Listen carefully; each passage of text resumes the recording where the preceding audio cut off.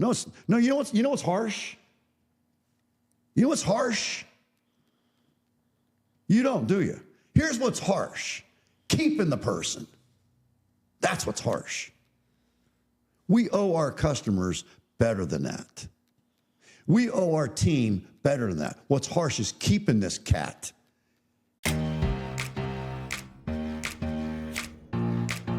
How you can be the greatest salesperson on the planet. Welcome to the Rethink Sales Show. My name is Derek Kelly. I am joined by Jim Shorkey and special guest Jed Regal. My man. Thank you, sir. My man. Jed, So glad welcome have to you. the I love Rethink Sales Show. Okay, so Jed, I'm going to put you on the spot. Okay. You ready? Explain to me oxytocin and the audience. I didn't bring the dictionary today. Oxytocin. Oxytocin is, I think, some type of release on your brain to give you a feeling of something changing or something exciting or something happening. in You're your pretty brain. darn good. Yeah, that's pretty Pretty great, darn man. good. Where did you learn that at? I'm really Discovered not this sure, actually. Yeah. Oxytocin. Can you get on Google right now? I'm going to teach you guys something. Derek, and we're going to go to another level now. Okay. I like that. Get ready. Okay. Okay. Google for me, please. How do I increase oxytocin? Yep. Good, wonderful. This is great. All right, I like it. Oxytocin. You can't buy it on the streets. It's not that other one. This is a hormone that your body produces. You said natural. You said it's possibly it could be physical. I'm going to politely disagree with you and tell you that it's not possible that it's physical. Listen, it is physical. Everything we do either raises it or lowers it. And there's some things you can do strategically to increase the oxytocin levels in your body. This is called the love hormone or the feel-good hormone. And you can't buy it. Listen to music. Go very slowly here. What do we do in the meetings? Listen to music. Okay.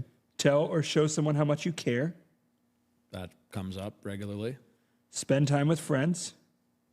People around you or friends, We are. Make conversations count. they do count. Cook or eat with someone you care about. That does happen at work. Yeah. For example, Saturday lunches. The dealership would buy lunch on Saturday. Team gets together. You know, maybe, We're here to talk about Jed. Yeah. Do you sit down and eat with Natasha? Absolutely. Yep. Do we do that? Yep. Go ahead. Do something nice for someone. Yep. The key is we do something nice without any thoughts of return. None whatsoever. So we're just going to do the right thing.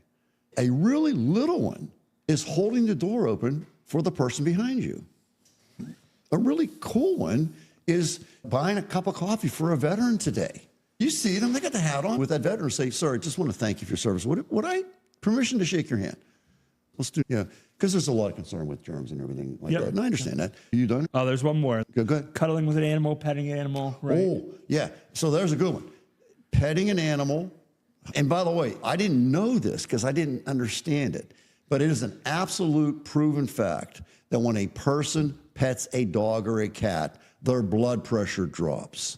It's definitely biological. It is biological, among other things as well. There's all kinds of stuff going on inside this thing that are really cool. So this is a great idea. The other thing that, I don't know if you caught this, but when you're petting that animal, you're supposed to look them in the eye. And it actually accelerates it even more. So when you're hugging Natasha today, hold on. Let's go. Eye contact. I love you, sweetie. I love you. And I'm so glad you're my wife. And it just changes everything. Yeah. Look in the eye changes Funny you everything. say that. Sometimes I just stare at her. It's lovely. There is something in eye contact. beautiful And thing. honestly, a lot of people have very beautiful eyes. Yeah. They're unique to the individual. Whether you think they're beautiful or not, it's up to you. But I think the human eye is a very interesting piece It's an extension of your brain. It's actually part of your brain. That's, in other words, these eyes here is your brain pushing out through your face. These are your brain. People don't care how much you know until they know how much you care. And when you look somebody in the eye, you're showing them how much you care. Your eyes are glassy for some reason, by the way. Yep. What's going on? There's some emotion going. No, it's emotion. It's emotion. I know. A little bit. No crying yet. Yeah, it's okay. It's okay to cry. It is. But the fact is that when I look you in the eye, it's a statement of caring. And I have my hand on your leg right now, do I not? Yep. It's a way of letting you know, I care. I care about you. Yep. I love you, man. Love you too, bro. I truly do. And so as we do these kind of things, hugging is a great one. And yet, of course, we want to hug Natasha, but we also want to hug a variety of people. When we sell a car, we shake hands. We sure. But why don't we add in a hug? It happens. Get Happens over all here. the time. Give me some love, man. Give me a hug. Man. Great job. Literally Their had- oxytocin goes up when you do that. Literally had customers cry and hug me. No, I mean in my the sell career. people. But in general. When we talked about that, I was talking to somebody about that, the philosophy of the Jim Shorkey Family Auto Group. The number one goal of the Jim Shorkey Family Auto Group is to love the customer. And I do mean love the customer. Hug them, kiss them. And I always said, figuratively speaking, we really do want to love on our customers. But I always did follow that up with, there were so many times it was a hug. It came back as a hug. And so number one goal of the Jim Shorkey Family Auto Group is to love the customer. If we don't love our customers, there won't be any customers. If you don't understand that, you probably ought to not be in business. Because without your customers, you're toast. Okay, the second number one goal of the Jim Shorkey Family Auto Group is to love our team.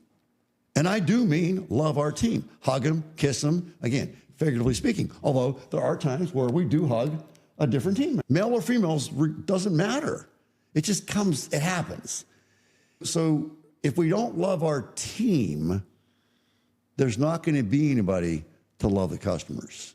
How are you going to do it all by yourself? It's not possible. It's not possible. It's too big. Now, if you're a one-man band, one-woman band, but I can tell you one thing, you're not going to get any bigger without your team. And even with that team, your team would be vendors. It would be different people you seek advice from, your attorney, your accountant, your all. If you don't love your team, they're going to leave because you're a jerk. So we love our team. And again, figuratively speaking, we love on them, hug them, and all that. But it does come out that we do hug the CPA. So, wow. Hey, man, how you doing, brother? Good to see you. We'll give them a big hug. You guys are missing something here. So how do we increase oxytocin? We said if we give somebody a hug, we increase oxytocin. But the thought would be that we're increasing the oxytocin in this guy here. But I'm increasing the oxytocin in this guy too. So I feel better. I can do a better job. My cognition is actually better with higher oxytocin. Google it. I'm not a doctor. I'm an old worn-out car salesman. If I'm wrong, say you're full of crap, Jim. It's true. If I'm wrong, put it in the comments. I dare you. You tell me where I'm wrong. The giver gains as much or more than the givee. Yep. That's fact. Yep. And again, mentally, yes, but biologically as well. It is a biological fact. Things change when we do nice things for people. Things change when we treat people the right way. And it's really important. And so in my leadership books that I'm reading, which I already knew this, but it really has accentuated it, good leaders care. Mm-hmm. How about that? They do. And They care. You're making me think about something. Tell where me. I got this. I always tell people, they're like, oh, you're in a car business. I'm like, yeah, I'm in the people business. You are. Yeah. And I know the audience is pretty broad here. It's not just car business, but everybody's in the people business. Yes. There's some type of interaction on some level in pretty much all aspects of business that involve people and Yes. conversation and life and leadership. So you have to get to know people. That's right. And if you want them to stick around, you really need to get to know them. I love the customer. I love the team better because the team are the ones that actually go out and carry out the message. The team is the leadership. That's the leadership. Yep. We really can't lead our customers. We can just have a plan to treat them the right way, to love them, and to do all the things that we know we need to do from a strategic perspective, serve them in the best possible manner. We know that, but we can't lead them. That's not what we do, but we can lead the team. Interestingly, this book I read, it's called 4-Star Leadership, but in there are the 4 C's of leadership. And let me see if I can get these. One is character. No lying, no cheating, no stealing. The good leaders have great character. You think that's a good one? Absolutely. The good leaders care. They really care. They care about their people. They care about their clients. They care. Character, caring, competence. Well, this is an important one. Yeah. Don't play this one. It's training. They are competent. The good leaders practice an idea. It's called lifelong learning. It's called constant and never-ending improvement. Competence. So if I'm at a certain level today, and I'm pretty darn good, what if I got better? Is there value in that? Is there, let's say we're talking about strictly income. If I could become more competent at my job, would that serve me in terms of more income? Absolutely. So competence, so it's character, caring, competence. I'm not going to remember the fourth one. I'm learning too. But there's three. It'll come to me as we sit here. Caring, competence, and character. That's another one. Yeah. I'm a leader. I care about you. I love you. I know my job really well, but I'm a liar. Yeah. I'm a cheat. Doesn't really go together. I steal. Yeah. You steal? That's not a cool thing. And you made me think of something. But You go ahead. Go at the floor. That you taught me, actually, because I wrote this down. You may have told me to write it down. This was during our conversation about the why. And you need to figure out how to bring more value to the hour. Yeah. I took that to heart, and I believe that's what I do on a daily basis. That's where I chalk up my success to. I bring more value to the hour in every instance, at work, at home, personal, business. That's the goal. That's what I've been focused on. And it works. I'll tell you that it works. Ladies and gentlemen, yes, I did give Jed that advice, and that is very near and dear to my heart. That comes directly from The Science of Getting Rich by Wallace Wattles, written in 1908. It's a very old book, and it's the science of getting rich. And I can remember Jim Rohn talking about this book, and he said, wow. He says, I didn't know getting rich was a science. I didn't know that. And the idea, what you don't know won't hurt you. The heck, it won't. Yes, it will. So the science of getting rich. And what does that really mean? That means it's mathematical. Okay? That means it's probability. That means H2O equals water and never equals Pepsi. Pepsi has water in it, but H2O is not going to make Pepsi. You got to add other ingredients. It's scientific, right? And so what if getting rich in terms of money really was scientific? You know what? It is. And the way you do it is somebody offers you a job today. Now you have no job. And they say, I'll pay you $7 an hour. Remember, you have no job. Take the job. And you can, in fact, get very rich in a $7 an hour job. I know. You're saying, this guy's crazy. No, you can't. Yes, you can. And the way you do it is you take that $7 an hour job and you bring $14 worth of value to the hour. Yeah. The garbage cans have never been so empty. The toilets have never been so clean. The bathrooms are perfect. Every time I walk by a customer, I say, hi, how are you? Can I get you something? I'll get it for you. I need some more napkins. I'll get it for you. And we proceed to do that. We're bringing more value to the hour. Now, when we do that, we're going to get noticed. And in this particular venue, possibly we might get noticed by our employer. And they may say, look at this guy. Look at this girl. You know what? We got to make sure we don't lose her. I think we should give her a raise. And so they pull her aside, pull Jed aside and say, Jed, we're paying you $7. You're doing a great job. I'm so grateful, so happy. Give me a hug. We're going to raise you to $10 an hour. Now what do? Double it. Bring $20 worth of value. And you keep going. Oh, I thought you said you couldn't get rich on $7 an hour. Yeah, you can. And here's the point. I got a massive chill again, and you're missing it. I guarantee you're missing it. And when I give it to you, I'm going to blow your mind. See, you don't know that Jim Shorkey and Derek Kelly came into your restaurant today, and they're sitting there having a sandwich and having a conversation. They're talking about this kind of stuff. And I say to Derek, see this guy? I said, Watch him. Just take a minute. Just stop talking. Watch him. Holy cow, this guy's unbelievable. You know what? We need to have a conversation with this guy.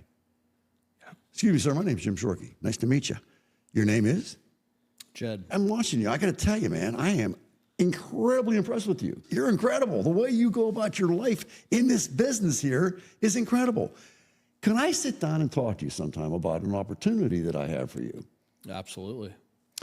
So we get together and I say, okay, here's what I would like you to do, and you understand it. And I say, we will pay you $20 an hour. And you say, That sounds great. and so you come to work for it. What are you going to do? I'm going to work really hard, and Come on, give me the math. What are you going to do?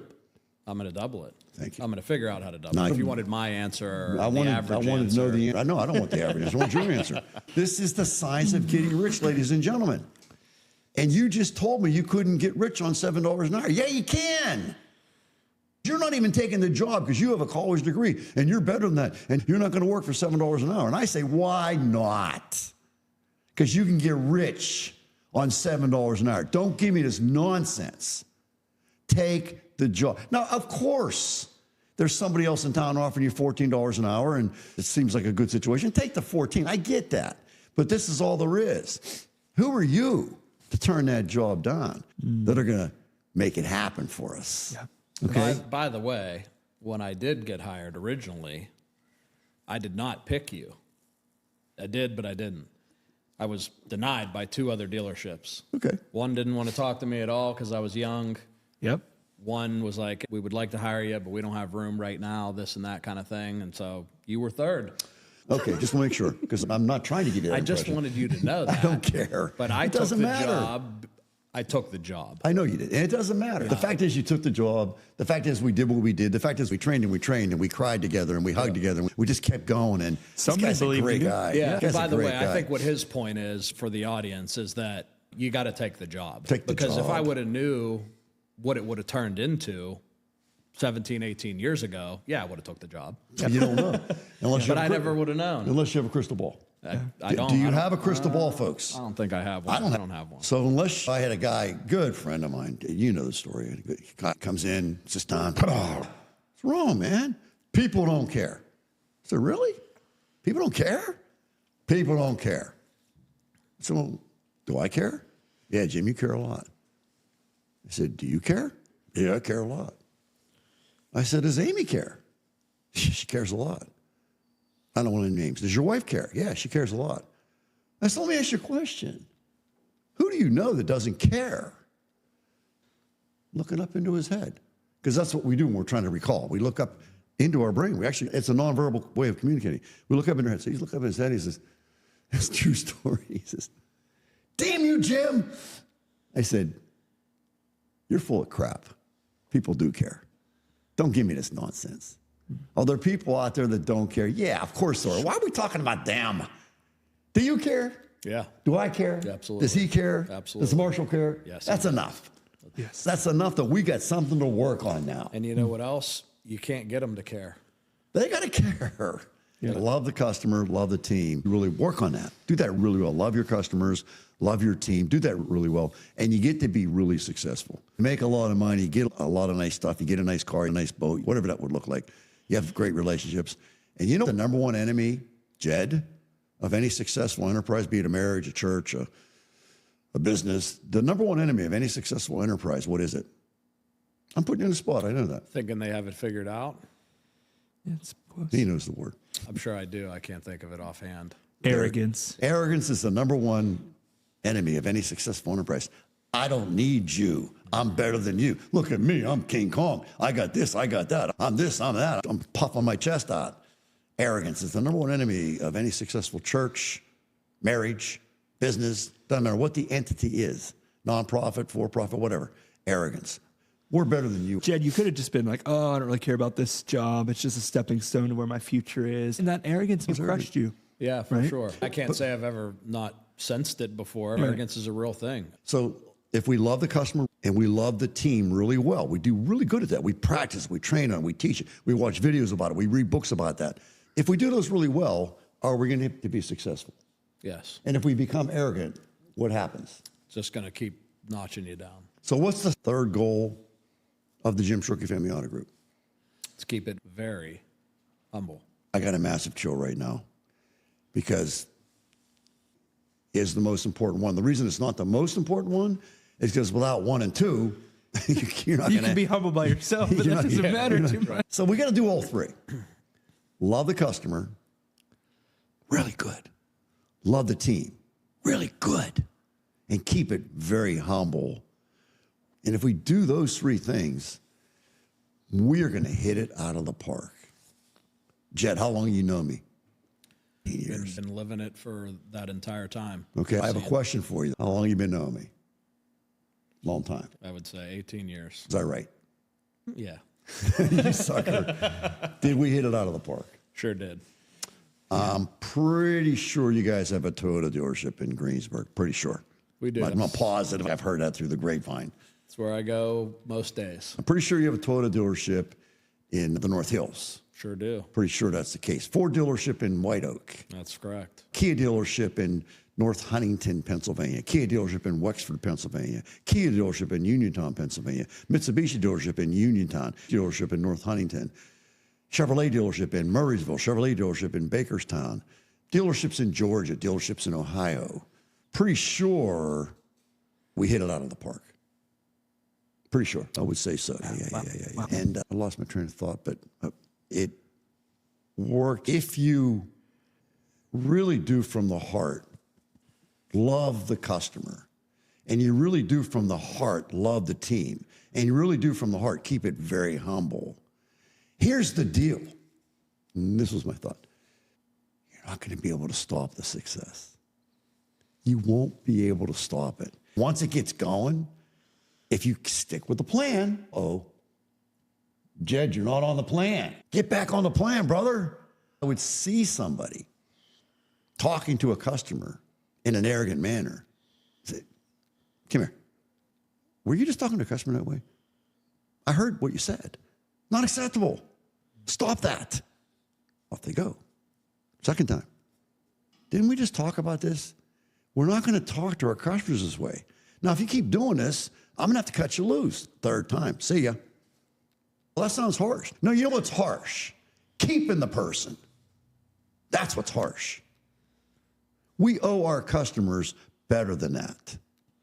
We owe our team better than that. What's harsh is keeping this cat. He or she has to go. In the 4 stars of leadership, they say the most important thing you can do is to eliminate the person that's not doing the right thing. Back to the team. I would hear somebody talk to a team member. Jed's doing his thing, and I hear somebody talking to Jed in a really impolite manner. Excuse me a second, what's going on here? You know, we're going to talk to each other like that. Now, you, ma'am, need to stop. Do you understand? We're not going to talk to Jed like that. I know he's wrong. I know he messed up. We're not going to do that. Do you understand what I'm saying? Yeah, I understand, Jim. Okay, off you go. We just had this conversation. What's wrong here? What am I missing? You're talking to Derek in that manner. It's not acceptable. You need to stop. We're going to miss you. I love you, Jed. You're my buddy. You're my boy, Blue. We're going to miss you. And it's a hard thing to do. But the harder thing to do is to keep them. Now, that is very profound if you think about it. The hardest thing we can do is to keep him or her. Because see if you can answer this question. When we keep him or her, it's obviously not good for the organization, so we get that. But what else are we doing? We're allowing it. Okay, we're allowing it. There's another thing you're going to miss, but I'm going to see if I can trick you into getting it. What else aren't we doing? Not correcting the problem. Not correcting the problem. True, you Not get that. addressing it. Okay, what else? Happen again? No, what else aren't we But doing? we're hurting the customer. What else aren't we doing? You're hurting the customer, yes. But what else aren't we doing when we keep them? When we keep them, We're not getting somebody better. Thank you. You're missing an opportunity, Derek. gang. Because I've been around the block. we get rid of this person. They got to be gotten rid of. I realize that, but they're gone. Now we have a void and we have to fill it. You can't find Jed at the restaurant. So we got this person who's basically not doing what we want him to do, she or he. And now we're at the restaurant. And say, you know what? Really screwing up, lady. I'm going to talk to this cat and talk to him. You know what?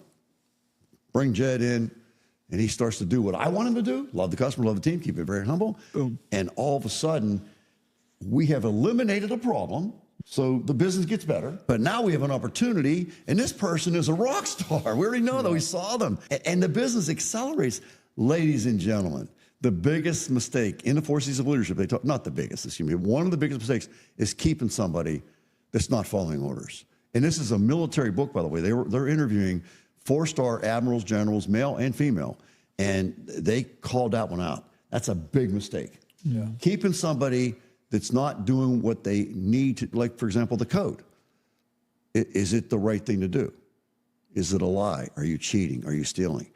We're not going to violate that code. You're violating the code. See ya. Get out. Keeping that person is a huge mistake. It's a very costly one. So we get rid of this person who's a liar, and we bring in somebody who is not a liar. And the whole team, or whatever metric you want to look at, gets better. It's profound. Wow. Thank you, Jim. Thank you, Jed. Yes, sir. It's my boy. Leave a we made comment it. below with a dolphin emoji if you made it to the end. And we'll see you in the next episode. Thank you. All right.